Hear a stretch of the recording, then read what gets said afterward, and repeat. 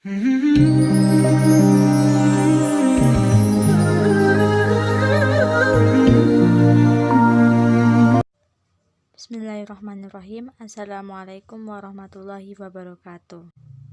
Perkenalkan, saya Diana Nasyatul Munawarah, nomor absen 5, kelas 12 agama 1. Saya di sini akan menjelaskan sedikit tentang ittiba.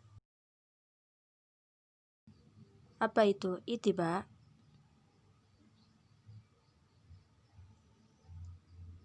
Perkataan ittiba dalam bahasa Arab berasal dari ittaba'a yatabi'u ittiba'an, sebuah istilah dalam bahasa Arab yang berarti menuruti atau mengikuti.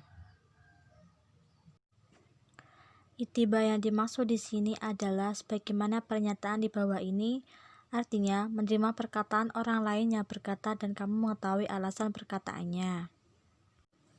Dapat disimpulkan bahwa ittiba adalah mengambil atau menerima perkataan seorang faqih atau mujtahid dengan mengetahui alasannya serta tidak terikat pada salah satu mazhab dalam mengambil suatu hukum berdasarkan alasan yang dianggap lebih kuat dengan jalan membanding. Menurut istilah, pengertian ittiba adalah menerima perkataan orang lain dan mengetahui sumber alasan perkataan tersebut atau mengikuti pendapat mujtahid dengan mengetahui dalil-dalilnya. Orang yang melakukan ittiba disebut muttabi, yakni orang yang tidak mampu berijtihad tetapi mengetahui dalil-dalil mujtahid. Dari mereka ada yang disebut muhakkikun, yaitu orang-orang yang mampu meneliti, memeriksa dan menyelidiki mana pendapatnya lebih kuat, mana pendapatnya lemah, dan mana faqih as-sunnah dan fikih al-mazhab. Jadi, ittiba adalah mengikuti seseorang karena nyata dan jelas dalilnya serta sah mazhabnya.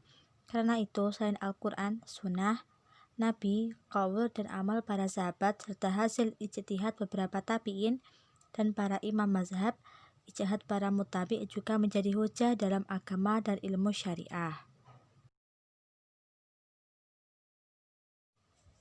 Tujuan ittiba. Dengan adanya ittiba, diharapkan agar setiap kaum muslimin sekalipun ia orang awam, ia dapat mengamalkan ajaran agama Islam dengan penuh keyakinan tanpa diselimuti keraguan sedikitpun. Suatu ibadah atau amal jika dilakukan dengan penuh keyakinan akan menimbulkan keikhlasan dan kekhusyukan. Keikhlasan dan kekhusyukan merupakan syarat sahnya suatu ibadah atau amal yang dikerjakan.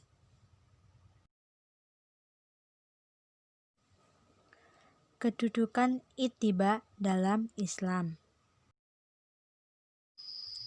Pertama, ittiba kepada Rasulullah SAW adalah salah satu syarat diterima amal. Bagaimana para ulama telah sepakat bahwa syarat diterimanya ibadah ada dua. Satu, mengikhlaskan niat ibadah hanya untuk Allah SWT semata, dan dua, harus mengikuti dan serupa dengan apa yang diajarkan oleh Rasulullah SAW. Kedua, ittiba merupakan bukti kebenaran cinta seseorang kepada Allah SWT dan Rasulnya. Ketiga, ittiba adalah sifat yang utama wali-wali Allah SWT. Macam-macam ittiba. 1. Ittiba kepada Allah dan Rasulnya. 2. Ittiba kepada selain Allah dan Rasulnya, yaitu kepada ulama sebagai warasatul anbiya. Dasar dan hukum ittiba. Seorang muslim wajib ittiba kepada Rasulullah SAW dan menempuh jalan yang beliau tempuh dan melakukan apa yang beliau lakukan.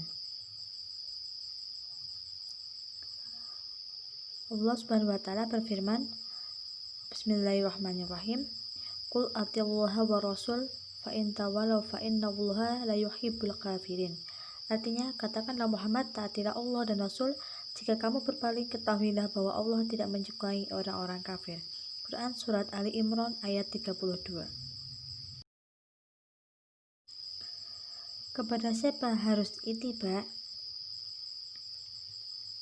Dari penjelasan di atas bisa kita simpulkan bahwa yang berhak kita berittiba kepadanya adalah mereka yang mendapatnya didasari dengan dalil yang jelas. Dalam hal ini Rasulullah SAW adalah orang yang paling berhak kita ikuti. Imam Ahmad bin Hanbal menyatakan ittiba adalah seorang mengikuti apa yang datang dari Rasulullah SAW dan para sahabatnya. Ittiba kepada Nabi Shallallahu Alaihi Wasallam dalam keyakinan akan terwujud dan meyakini apa yang diyakini oleh Nabi Shallallahu Alaihi Wasallam. Sedangkan ittiba kepada Nabi Shallallahu Alaihi Wasallam dalam perkataan akan terwujud dan melaksanakan kandungan dan makna-makna yang ada padanya. Ittiba kepada Nabi dalam perkara-perkara yang ditinggalkan adalah meninggalkan perkara-perkara yang beliau tinggalkan, yaitu perkara-perkara yang tidak disyariatkan. Sekian yang dapat saya sampaikan. Terima kasih. Wassalamualaikum warahmatullahi wabarakatuh.